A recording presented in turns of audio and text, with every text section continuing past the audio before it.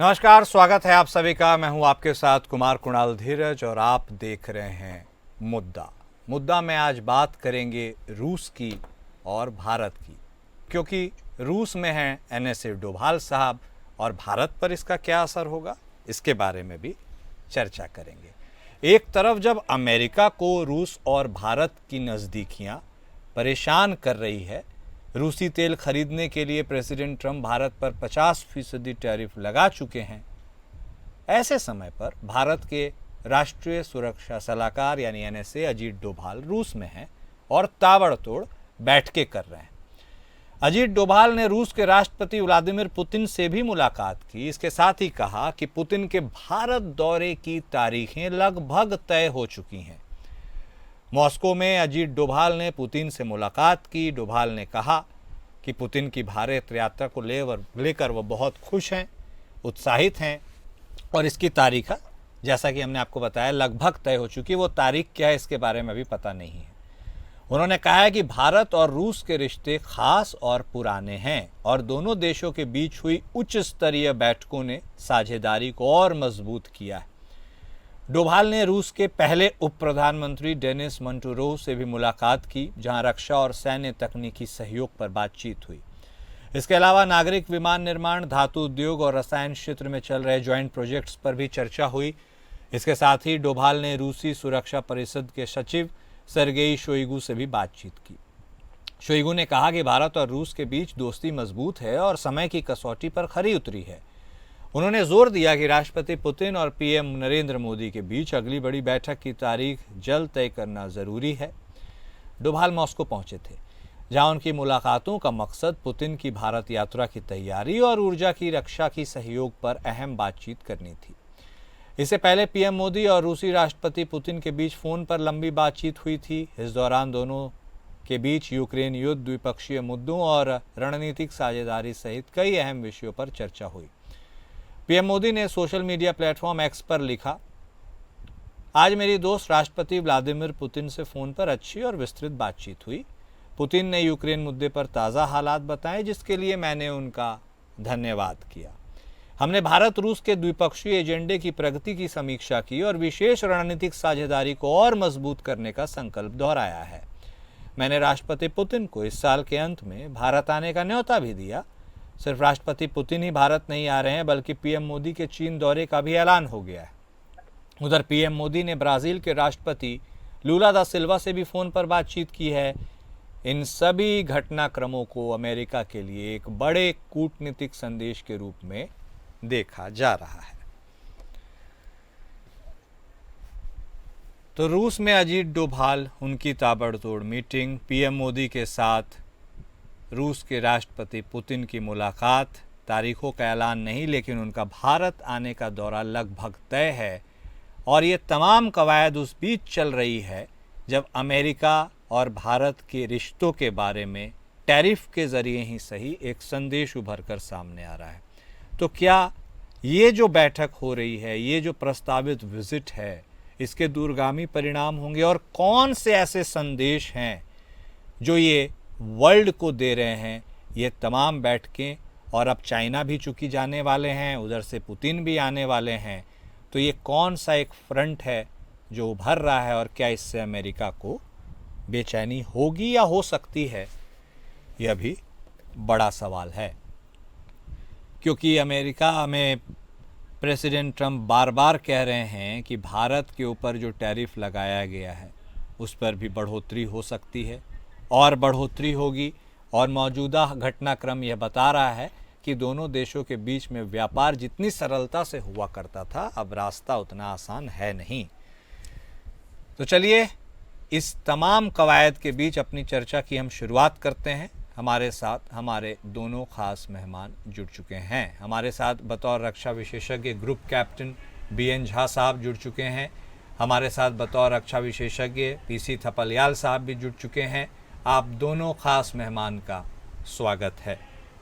झा साहब, शुरुआत आपके साथ इस अहम सवाल के साथ। सब जानते हैं रूस हमारा पुराना दोस्त रहा है, लेकिन क्या वह अटूट दोस्ती की पकड़ थोड़ी ढीली हो गई थी क्या, जब हम अमेरिका के साथ ज़्यादा अलाइन होने लगे थे और क्या वापस बैक टू द बेसिक्स वाली टाइम आ गई है और वही पुरानी दोस्ती की मिसालें? इशारा क्या है? देखिए, इन इशारों में ये जो ऑप्टिक्स है, इसमें बहुत ज़्यादा पढ़ना नहीं चाहिए, इसको बहुत ज़्यादा गंभीरता से नहीं लेना चाहिए। देखिए, अंतर्राष्ट्रीय प्लेटफॉर्म पे जो देशों के बीच में जो दोस्ती या फिर वैमनस्य होती है, वो अक्सर होती रहती है और वो मुद्दे बेस्ड होते हैं। जब तक कोई भी देश आपके हित में, आपके देश के हित में, आपके जो जनता है उसके हित में काम करती है, वो आपके दोस्त हैं। जिस दिन वो उसके हित में काम नहीं करती है, वो आपके एडवर्सरी हो जाते हैं। और इसी तरह से किसी भी देश को, चाहे वो रूस हो, चाहे चाइना हो, चाहे अमेरिका हो, सबों को आप इसी तरह से लीजिए। रूस से काफी प्रगाढ़ दोस्ती हमेशा से रही है, लेकिन आप वो भी दिन याद कीजिए जिस दिन की रूस की सेना पाकिस्तानी की सेना के साथ में एक संयुक्त अभ्यास कर रही थी। भारत ने बिल्कुल नाराजगी जताई थी। और जिस दिन यहाँ से पाकिस्तान के जो पहले पिछले प्रधानमंत्री थे, वो रूस में उन दिनों में गए थे जबकि जब यूक्रेन का जो टेंशन चल रहा था, तो उनकी बड़ी किरकिरी हुई थी। तो ये सब चीजें चलती रहती है। लेकिन बड़ा सा जो एक मुद्दा है, जो एक बड़ी बात है, अभी डोवाल जी का आपने नाम लिया, तो भारत का और रूस का बहुत सारा संयुक्त प्लेटफॉर्म है। जो सबसे बड़ा अभी आने वाला है वो बायलैटरल समिट जो होती है, जिसको कहते हैं रूस और भारत का जो एनुअल समिट होता है, वो आने वाला है। और उसमें बहुत सारी चीजें मतलब टेबल पे बातें होगी। दूसरी, आप याद रखिए, G20 में दोनों हैं, भारत भी है और रूस में है। SCO में दोनों हैं, ब्रिक्स में दोनों ही हैं। और ब्रिक्स आज के दिन में अमेरिका की आंखों की किरकिरी बनी हुई है। अमेरिका दृढ़ संकल्प अपने आप को कर रहा है कि वो ब्रिक्स का जो ट्रेड होता है, जो कि लोकल करेंसी में हम रुपए में करते हैं, चाइना अपनी करेंसी में करता है, रूस अपनी करेंसी में करता है, तो ये आज के दिन में डोनाल्ड ट्रंप को बहुत चुभ रहा है, उसकी आंखों की किरकिरी है। और इसीलिए उसने संकल्प किया था कि हम उसको खत्म कर देंगे, क्योंकि ये हमारे डॉलर के खिलाफ है। भाई, आपके डॉलर के खिलाफ होगा, लेकिन अगर हम इसको खत्म करेंगे तो वो हमारे रुपये के खिलाफ होगा। तो इसीलिए कोई भी जो पांचों देश जो आपस में ब्रिक्स में जो ट्रेड कर रहे हैं, जो जितनी सारी जो एक्सचेंजेस होती है, वो कायम रहेगा। और ब्रिक्स में जो जितने मेंबर्स आज के दिन में जुड़ गए हैं, उनको भी ध्यान में रखिए कि वो किस चीज में चाहते हैं ट्रेड करना, तो ये ध्यान रखना पड़ेगा। और last but not the least, ASEAN भी एक ऐसा प्लेटफॉर्म है जहां पे रूस और भारत दोनों हैं। तो जब अभी अजीत डोभाल वहां पे गए हुए हैं, उनके डोभाल गए हुए हैं, वो NSA हैं, तो इसलिए ज्यादातर जो बातें होगी वो सिक्योरिटी को लेके होगी, या आर्म फोर्सेस को लेके होगी, या मिलिट्री को लेके होगी। और सबसे बड़ा मुद्दा आज के दिन में क्या चल रहा है? रूस यूक्रेन का जंग है। एक थ्रेट जो उभर के आती है अमेरिका की तरफ से, जो आज के दिन में ट्रंप जो करने जा रहे हैं, वो है। आप हमारे पास में जो अमेरिकी विमान हैं या जो अमेरिकी हथियार हैं, उसका आगे में क्या होगा ये आज के दिन में अनिश्चित है, क्योंकि अमेरिका अपना पैतरा बदल रहा है। और आपने सुना होगा राजनाथ जी अमेरिका जाने वाले थे कुछ और वेपन्स के डील के लिए, वो नहीं जा रहे हैं। तो ये सारी चीजें जो हैं आज के दिन में फ्लूइड स्टेट में है। तो डोभाल जी का जाना और अभी प्रधानमंत्री का वहां पे चाइना जाना, और वहां पे फिर रशिया के साथ में भी बातचीत है। तो इन सबों को आप अभी जो करंट अफेयर्स है उसको मामले में लीजिए। लेकिन जो आपने शुरुआत की थी कि भारत और रूस की दोस्ती प्रगाढ़ है, तो इसीलिए बायलैटरल समिट जो होने वाला है, चाहे वो सितंबर में हो या अक्टूबर में हो, जिसके लिए पुतिन यहाँ पे आने वाले हैं, तो उसको लेके भी बहुत सारे उसके फॉर्मेट्स जो हैं वो पहले से डील किए जाते हैं, तब पुतिन वहां से भारत में आएंगे। ठीक बात है। तपलियाल साहब, सीधा सवाल, are we compelled to navigate to the Russian corridor sir? क्या जब हाउडी मोदी और नमस्ते ट्रंप हो रहा था तब इतनी प्रगाढ़ता वाली बातें, विजिट, 4 साल तकरीबन यदि मैं गलत नहीं हूँ तब आए थे पुतिन, और अब शायद उनका संभवतः आगमन होगा। ये जो याराना तो हमारा पुराना है, लेकिन आयाम जिस तरह से अब परवान चढ़ रहा है, आप कैसे देख रहे हैं? देखो, हमने अपने माननीय यशस्वी प्रधानमंत्री जी को तब भी देखा जब उन्होंने चीन के राष्ट्रपति को झूला झुलाया अहमदाबाद में, और फिर एक ऐसे रिजॉर्ट में ले गए जहां की अजीब किस्म का माहौल दोनों नेताओं के बीच में हम देखने को मजबूर थे। दूसरा, हमने देखा कि जब ट्रंप को यहाँ पे बुलाकर एक भव्य स्वागत उनका कराया गया, और उस समय में जब पूरा विश्व कोरोना से जूझ रहा था, वो भी हमने देखा, मूक होकर देखा। अब ऑपरेशन सिंदूर के बाद हमारे जो एक ऐसा, जैसे हमारे यहाँ बोलते हैं जब बाघ अटैक करता है या शेर अटैक करता है इंसान पे, तो उसकी बुद्धि मतलब वो समझ नहीं पाता अब क्या करना है। तो जिस तरह से अमेरिका के ट्रंप ने हम पे धावा बोला और इकोनॉमिक युद्ध के तहत टैरिफ के माध्यम से, और उससे पहले जब हमारे लोगों को सांगल के बांधकर उन नेपाल के लोगों को भी ससमान भेजा, लेकिन हमारे लोगों को जिस तौर से, जिस बेइज्जती की तौर से भेजा, वो हम मूर्ख होके देखते रहे। एक दीगर बात है कि इस देश में लगभग 2 धाराएं ऐसे बन चुकी हैं कि जो एक धारा कुछ बोलती है तो उसको देशद्रोह का नाम दिया जाता है। लेकिन हमने ये सब देखने के बाद आज अचानक जो रशिया की तरफ हम मुड़ रहे हैं, तो हम उस चीज को आज भी नहीं भूलते कि रशिया हमारा पुराना दोस्त रहा है, जब वो पूरे तौर से एक बड़ा ब्लॉक के रूप में यूएसएसआर की तरह, अमेरिका के 2 ब्लॉक होते थे विश्व में, एक यूएसएसआर और एक अमेरिका।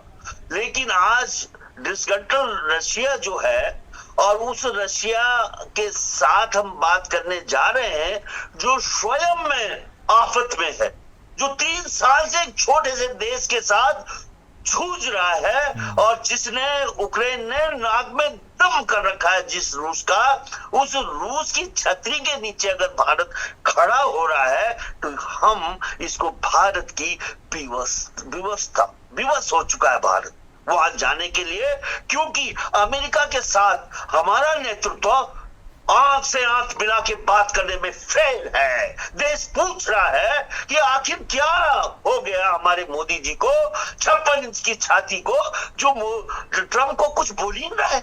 ट्रंप उछल के किस तरह से पाकिस्तान को मदद करता जा रहा है, किस तरह हमारे दुश्मनों को पूरी ताकत दे रहा है, और हम चुप चुप।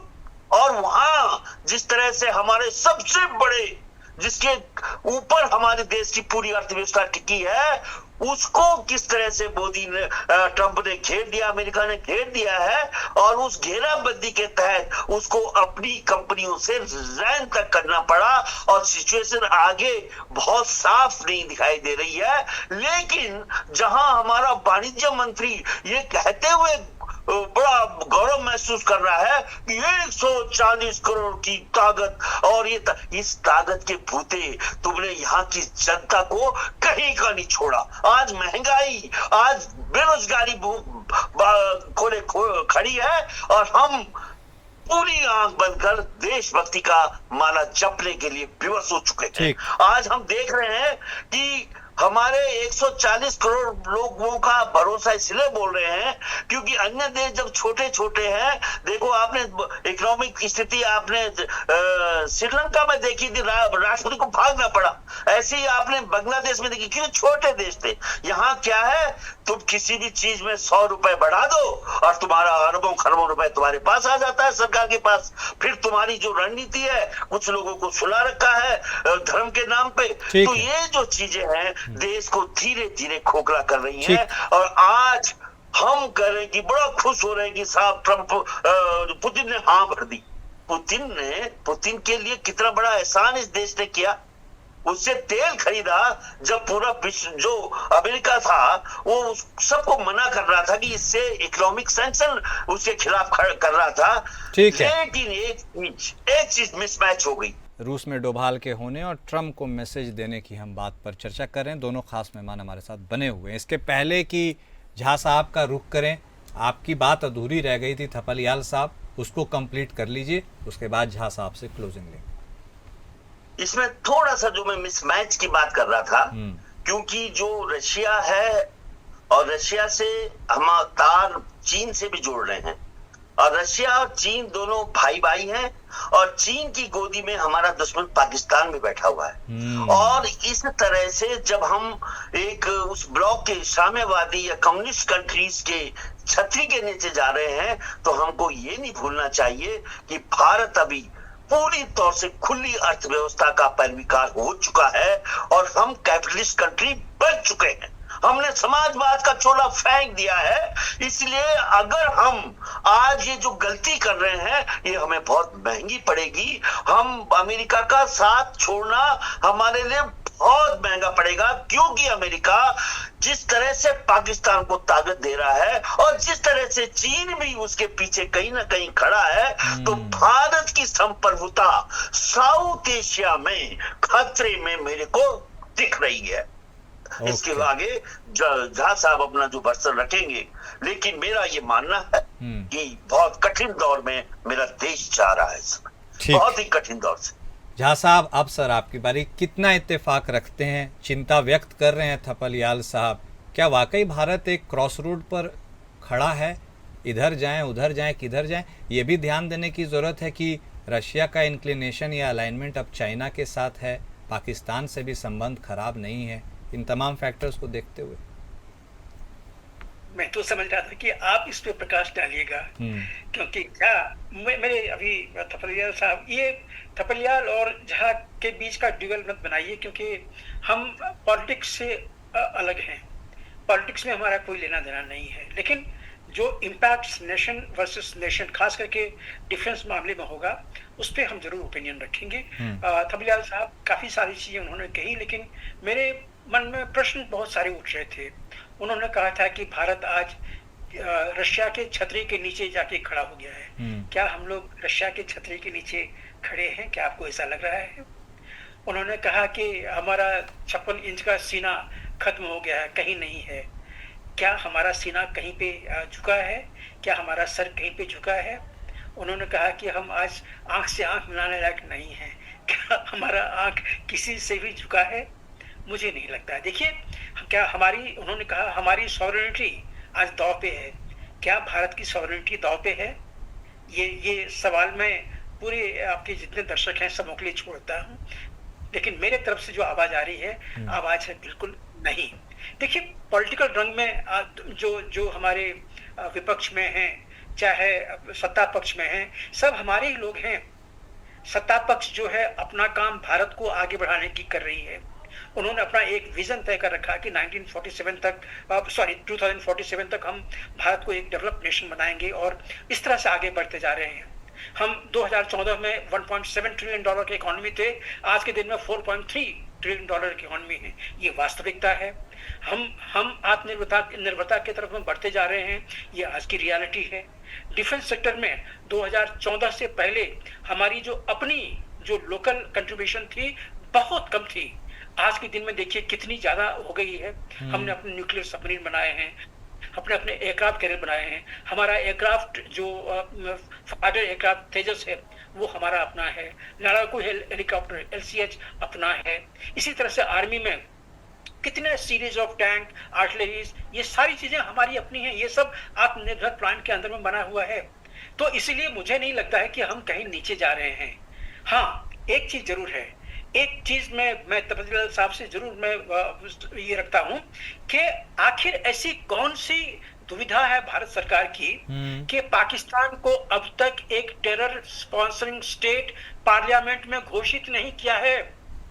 मैं आज चाहता हूं कि भारत का हर नागरिक अपने नेताओं से पूछे, चाहे वो पक्ष का हो चाहे विपक्ष का हो, कि आखिर जब पाकिस्तान भारत के ऊपर में 5 युद्ध कर चुका है, छेड़ चुका है, और इतने सारे जो कायराना हरकत जो है टेररिज्म वो फैलाते रहा है और आज भी फैला रहा है, तो ऐसी कौन सी विवशता है भारत सरकार की कि हम अपने पार्लियामेंट में एक बिल नहीं ला रहे हैं कि Pakistan is a terror sponsoring nation. और इसके लिए हम हमेशा क्यों UN की तरफ देखते हैं, अमेरिका की तरफ देखते हैं, या किसी और की तरफ देखते हैं कि वो उसके ऊपर में सैंक्शन लगाए, वो उसको टेररिस्ट घोषित करे। देखिए, यहाँ पे मैं समझता हूं कि भारत सरकार कहीं पीछे बहुत पिछड़ रही है, और इसका फायदा बहुत ज्यादा है। आप भारत के पार्लियामेंट में हमारे पास में सारे सबूत हैं, 26/11 के सारे सबूत पाकिस्तान के खिलाफ, जो पठानकोट हुआ उसके सारे सबूत थे, बालाकोट के सबूत हैं, अभी जो पहलगाम हुआ उसका सबूत है। इन सारे सबूतों के हिसाब से हम अपने पार्लियामेंट में पाकिस्तान को एक टेररिस्ट नेशन या टेरर स्पॉन्सर्ड नेशन हम उसको डिक्लेयर कर सकते हैं। ठीक और बात जब एक देश दुनिया में सबसे बड़ा जो डेमोक्रेसी है, जब वो किसी देश को टेरर स्पॉन्सरिंग कहेगा तो इसकी आवाज हर प्लेटफॉर्म पे जाएगी, यूएन में इसकी आवाज जाएगी, यूएनएचआरसी में जाएगी, और जहां जहां प्लेटफॉर्म पे जहां भी होता है, जो लोग आज के दिन में दुविधा में हैं कि पाकिस्तान के साथ जाए या जाए नहीं जाए, उनको एक स्ट्रेंथ मिलेगी। भारत सरकार ये क्यों कर रही है, ये हमारे दिमाग में बार बार गूंजता है। और मैं सारे भारतीयों से और आपके सारे चैनल से आग्रह करता हूं कि हर नेता से ये पूछे कि आखिर आपकी ऐसी क्या व्यवस्था है कि आप पाकिस्तान को टेरर स्पॉन्सरिंग स्टेट घोषित नहीं कर रहे हैं। ठीक बात है, जबकि जानती है, ठीक है, जब विपक्ष भी जानती है, ठीक है, विपक्ष SIR को लेके अगर पिछले 15 दिन से हंगामे कर रही है, तो पाकिस्तान को टेरर स्पॉन्सरिंग नेशन के लिए वो हंगामे क्यों नहीं कर रही है? आखिर उसकी क्या व्यवस्था है? वही तो बात है। अब कौन, इसका सवाल तो आपने बोला छेड़ा है, इसका जवाब कौन दे, कब दे, इनिशिएटिव तो खैर सरकार को ही लेना होगा। लेकिन ये तमाम चीज़ें बहुत इंटरेस्टिंग हैं जिनके बारे में आपने बताया। बहुत शुक्रिया सर, वक्त इतने की इजाज़त देता है आप दोनों खास मेहमान का इस चर्चा में शामिल होने के लिए। तो रूस में डोभाल तो हैं, लेकिन ट्रंप को क्या मैसेज जा रहा है ये शायद भविष्य में छुपा हुआ है। इंतज़ार करने की और उसे देखने की ज़रूरत होगी। मुद्दा में आज बस इतना ही। नमस्कार।